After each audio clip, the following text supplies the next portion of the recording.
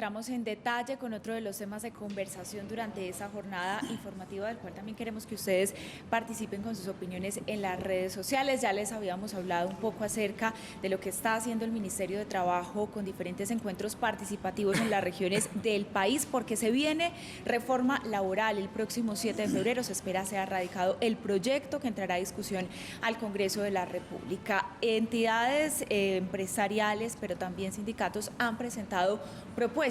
En el caso de las entidades sindicales son más de 49 artículos, propuestas que han entregado para la construcción de esa reforma. Está con nosotros durante esta mañana Carlos Julio Díaz. Él es vocero de la Escuela Nacional Sindical, esta escuela con más de 40 años de experiencia y que surgió precisamente para buscar la garantía de los trabajadores colombianos. Bienvenido, Carlos Julio, a Consejo de Redacción.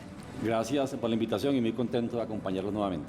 Carlos Julio, dentro de esas propuestas que han hecho organizaciones sindicales al Ministerio de Trabajo frente a esa reforma, ¿cuáles son algunas de las más importantes que podamos mencionar? Sí, bueno, yo quisiera de pronto explicar antes de ello un poco la forma como el gobierno o el ministerio viene abordando el proceso. El año pasado, el gobierno, la Comisión de Concertación Nacional creó varias subcomisiones. Una de ellas la de Estatuto del Trabajo y Reforma Laboral. En esa subcomisión se está discutiendo lo que tú planteabas ahora en este momento. Ahora, el año pasado esa subcomisión estuvo escuchando expertos. Entonces, digamos, estuvo la Corte Constitucional, la Misión de Empleo del Gobierno anterior, la Misión Alternativa, y estuve incluso allí a nombre de la Misión Alternativa. Estuvieron la OCDE, la OIT, y se analizaron reformas laborales de varios países, por ejemplo, de Argentina, de México, de España, y la reforma en el tema de plataformas digitales de Chile. Entonces, Carlos, sí, qué pena, hago una interrupción. Usted también hace parte de ese equipo que está asesorando al Ministerio de Trabajo con la reforma. No, hago parte del equipo de apoyo de las centrales en este momento, de apoyo de las centrales en la reforma laboral. Entonces, y yo soy vocero de la CUT en la Comisión de Reforma Pensional, pues hago parte como de la subcomisión. Entonces, el Ministerio de Trabajo tomó esos insumos e hizo una propuesta que se le envía a los empresarios, a las centrales y pensionados para discutirla este año. Entonces, esa propuesta básicamente tiene tres componentes. Tiene el componente de los principios constitucionales, que es el artículo 53 de la Carta Política. Recordar que la Carta Política, la Constitución Nacional, en el artículo 53, planteó hace más de 30 años que el Congreso expediría un estatuto del trabajo, con base en unos principios que hay allí. Digamos, de igualdad de oportunidades, salario mínimo vital y móvil, el tema de la primacía de la realidad sobre la forma, bueno, una serie de principios. El Congreso no lo ha hecho, pues, más de 30 años y no ha expedido ese Estatuto del Trabajo. Entonces, la primera discusión que hubo era si el Estatuto del Trabajo era una ley estatutaria o se podría tramitar por ley ordinaria. Entonces, el Ministerio de Trabajo tomó la decisión de que era una ley ordinaria, y en esa ley ordinaria hay tres grandes propuestas de reformas. La primera son los principios constitucionales del artículo 53. Una reforma al componente del Código Laboral en el derecho individual y en el derecho colectivo. Entonces son tres grandes reformas. Ahora, a esa propuesta que hizo el Ministerio de Trabajo, el Ministerio mandó unos temas. Uno de ellos era el tema de los principios constitucionales, el tema de las modalidades contractuales, el tema de formalidad laboral, trabajo rural, trabajo sexual, migrantes, plataformas, negociación colectiva, libertad sindical. Entonces, todo eso lo envió a los empresarios, centrales sindicales, y ellos están reaccionando en este momento. Ayer fue la reunión en Bogotá de la comisión, en donde se escuchó la presentación de las centrales y de los empresarios. Y ese documento que tú mencionas lo presentaron las centrales en el día de ayer. Ahora, ¿qué proponen las centrales? Fundamentalmente, las centrales proponen, obviamente, un desarrollo de los principios constitucionales basándose en los pronunciamientos que ya han hecho las Cortes. Sobre estos temas las Cortes han hecho muchos pronunciamientos, y la idea es cómo organizar, digamos, esos principios en una normatividad que quede, digamos, totalmente organizado. Y obviamente en materia individual los temas gruesos son fundamentalmente la derogatoria de las normas de la ley 189 del 2002, porque tiene que ver con recargos nocturnos, recargos dominicales, contrato de aprendizaje. Recordarán que esa reforma recortó derechos, digamos, en materia de recargos. Entonces lo que se va a hacer es regresar a la condición anterior.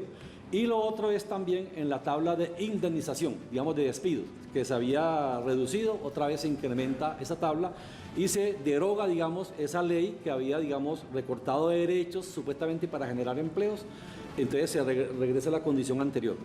Y obviamente está el tema también de protección de la mujer, digamos, el tema de la licencia maternidad de los hombres, de paternidad se iguala a la de la mujer progresivamente para que no haya como un sesgo frente a la mujer, porque como la mujer tiene una licencia mayor en maternidad que la de paternidad, puede haber un sesgo en los empresarios de no contratar mujeres, porque ser madre implica una licencia mayor. Entonces la idea es como igualar, para que no haya un sesgo. Entonces, y en materia, digamos, de negociación colectiva, derecho de asociación y huelga, pues lo que plantean las centrales es fundamentalmente la negociación colectiva multinivel, por sectores económicos, por rama, en materia, digamos, del derecho de huelga, precisar qué se entiende por servicio público esencial, en materia de asociación, garantías para diálogo social en las empresas, derecho a la información, sí, todo eso. Entonces, es un tema muy completo y muy alineado con la línea del gobierno. Carlos Julio, en esta iniciativa, ¿qué se contempla en los asuntos neurálgicos frente a los problemas del empleo? Básicamente, la formalización que tiene un impacto directo en pensiones, pero también en temas como el empleo joven, que es uno de los temas más angustiantes para todos los que nos están viendo. Bueno, digamos, los empresarios en sus presentaciones ayer, la preocupación que presentaron fue esa, digamos, esa fue digamos, como el eje fundamental de su presentación, es la preocupación, digamos, de la reforma laboral frente al tema del empleo y la formalización, porque los empresarios siempre han mantenido un discurso de que incrementar costos laborales desestimula el empleo y la formalización. Y lo que están planteando es que lo que se ha hecho, digamos, de reducir costos laborales, y va orientado en la idea de la formalización. Entonces, los empresarios siguen en la misma línea, digamos, como de ser muy cuidadosos con el tema de los costos, y la idea es, al contrario, como generar mayor flexibilidad en el tema de trabajo por horas, cotización a la seguridad social por horas. Entonces, el debate, digamos, desde la mirada empresarial está un poco en el tema de los costos, pues que de pronto hay que tratar de reducir costos, flexibilizar el tema del trabajo para generar empleo y la formalización. Las centrales sindicales están en la línea contraria, pues, en la otra mirada.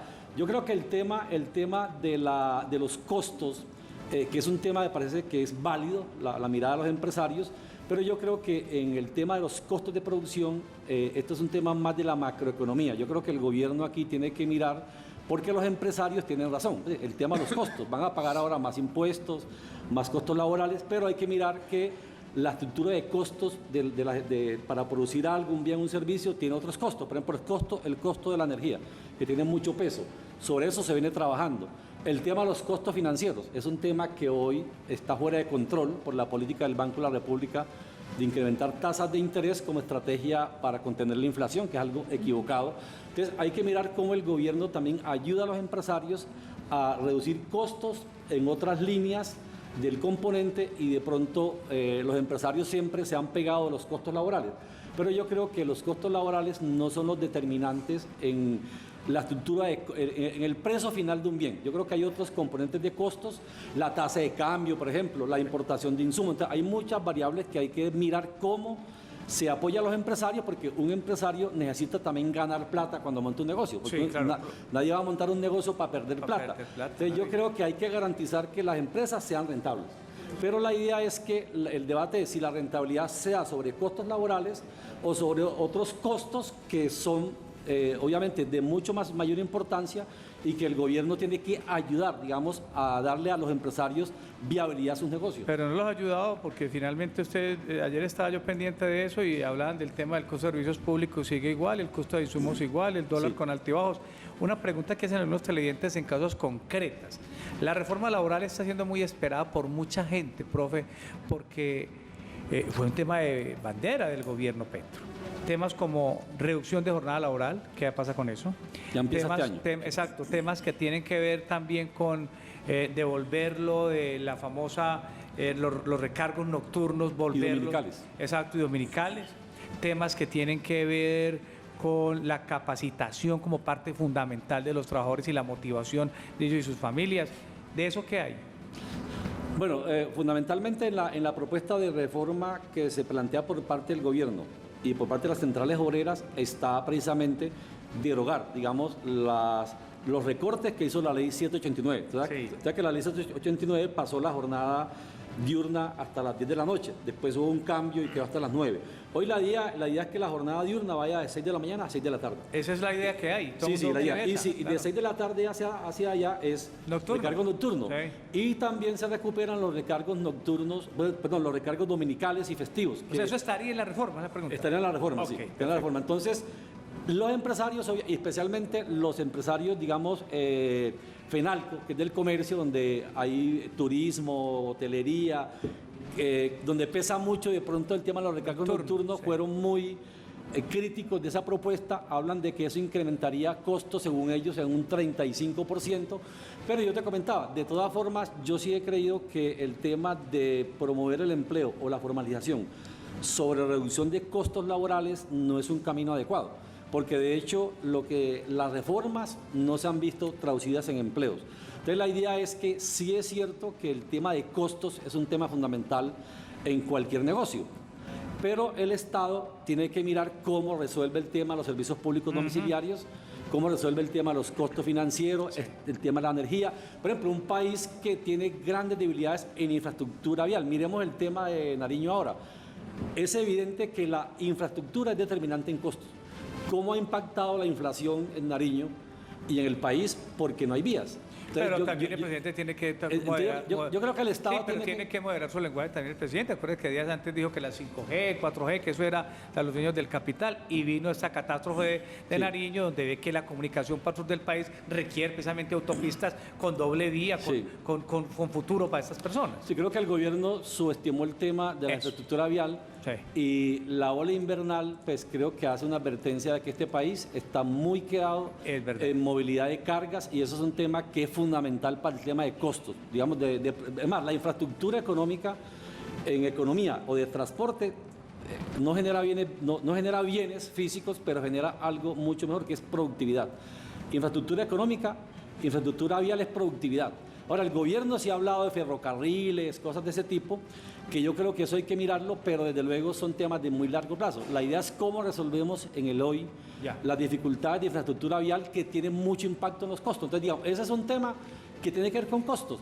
Claro. Y a los empresarios, obviamente, requieren un país que tenga una correa de transmisión de la economía muy ágil, muy rápida y de bajo costo, porque eso impacta los insumos que vienen a las empresas y los bienes que se distribuyen a la economía. Entonces, es un tema que hay que abordarlo desde ya con una política muy clara. Pero a propósito de la reforma laboral, les contábamos de esa reunión y de esas propuestas de empresarios y trabajadores para aportarle al articulado que construye la reforma laboral. La ministra se refirió a eso y dijo que se trata de un esfuerzo conjunto muy destacado. Además, mañana jueves, un nuevo encuentro para abordar estos temas. El parte reciente de la ministra a propósito de lo que estamos conversando.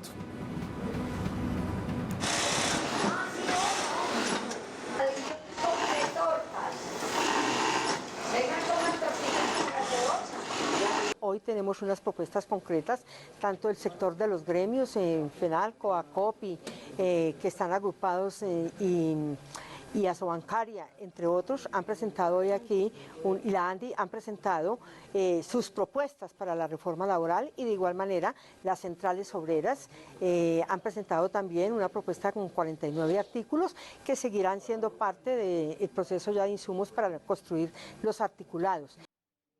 Vemos ahí algunos de los integrantes que están realizando aportes en esta mesa del Ministerio de Trabajo, pues justamente la presidenta nacional de ACOPI, Asociación Colombiana de las Micro, Pequeñas y Medianas Empresas, les hizo un llamado a los sindicatos. Según la presidenta, lo que ella denomina y el llamado que hace es que se alineen a la realidad y que esta reforma lleve a más oportunidades laborales. Los gremios venimos haciendo un trabajo muy serio con intereses comunes, como es la jornada laboral, el estatuto del trabajo, el preaviso, estabilidad laboral reforzada, Los sindicatos también han presentado su propuesta como modificar el contrato de aprendizaje y asimilarlo a un contrato laboral, lo cual sería gravísimo y le quitaría oportunidades a nuestros jóvenes en proceso de formación. Y también otra propuesta de los sindicatos, y es la licencia de paternidad llevarla a 12 semanas cuando la de maternidad es de 18 semanas. Lo vemos muy extralimitado a las capacidades del sector empresarial y a las capacidades y realidad de Colombia. Entonces, mire, Carlos Julio, que estos empresarios pequeños, medianos, tienen diferencias y le pide a las centrales obreras, a los sindicatos, que se alineen con la realidad. ¿Están los sindicatos por fuera de realidad con las solicitudes que quieren incluir en la reforma? No, yo creería que los sindicatos nacieron indiscutiblemente para mejorar las condiciones laborales, mejorar derechos, estabilidad, y esa es siempre la línea de conducta. El tema es que los empresarios obviamente ven el tema de los costos laborales como algo que les quita competitividad. Pero yo te comentaba, este es un país que obviamente le ha hecho esa apuesta, digamos, a la generación de empleo y la formalización, pero eso no ha funcionado. Yo creo que los costos laborales no es el camino. Aquí lo que hay que garantizar es que las empresas mejoren su rentabilidad, su productividad, su competitividad, y eso es un tema más allá de lo laboral, un tema de la macroeconomía. Hablábamos ahora, infraestructura económica, costos financieros, costos de la energía, servicios públicos, tecnología. Eso es un tema mucho más integral. De hecho, si uno mira países muy avanzados, los costos laborales, de hecho, si hay más productividad en una economía, uno puede pagar mejores y los salarios pesan menos en los costos de producción. Entonces yo creo que eso es un poco el debate. Creo que es un debate muy serio, que de pronto es como la parte más débil del proceso capital financiero, enfrentar, digamos, a las multinacionales que manejan el negocio de la energía, cosas de ese tipo puede ser mucho más complicado. Pero yo sí creo que el tema de buscar un equilibrio entre garantizar que los trabajadores tengan condiciones, se garantiza también la negocio. Yo creo que aquí hay que entender que el trabajador tiene derechos, pero también si no hay empresas no hay derechos. Exacto. Porque si la empresa se quiebra, no hay nada. Y necesitan competitividad. Carlos Julio, para cerrar muy rápidamente, quisiera preguntarle, ¿la Escuela Nacional Sindical ha hecho estimaciones, tiene resultados esperados de esta reforma en materia de reducción del desempleo juvenil, del desempleo en mujeres, de formalización? ¿Hay resultados esperados? Bueno, yo en tanto no estoy aquí en representación de la Escuela Nacional Sindical, estoy un poco en representación de la vocería de las centrales, que los vengo apoyando en este proceso de reforma laboral. Empleo en mujeres, de formalización, ¿hay resultados esperados? Bueno, yo en tanto no estoy aquí en representación de la Escuela Nacional Sindical, estoy un poco en representación de la vocería de las centrales, que los vengo apoyando en este proceso de reforma laboral. No, mira, yo creo que el gobierno ha hecho una apuesta en el tema de empleo que esperemos que resulte. Digamos, uno de los ejes de este gobierno es la transición productiva, digamos, generar una economía que agregue valor. De hecho, temas como el acuerdo de paz en materia de tierras que se hizo con los ganaderos, de 3 millones de hectáreas para entregar a los campesinos tierras, eso además de tierra requiere obviamente crédito, infraestructura, tecnología, bueno, requiere muchas cosas. La idea es que el gobierno quiere salir del modelo extractivista a un modelo que agregue valor, pues que sea de manufacturas que agregue valor. Yo creo que si logramos crear un modelo empresarial que vaya más allá del extractivismo y que genere empresas mucho más formales, mucho más rentables, va a haber más empleo de más calidad. Entonces yo creo que el tema del empleo no es un tema que se resuelva en la reforma laboral.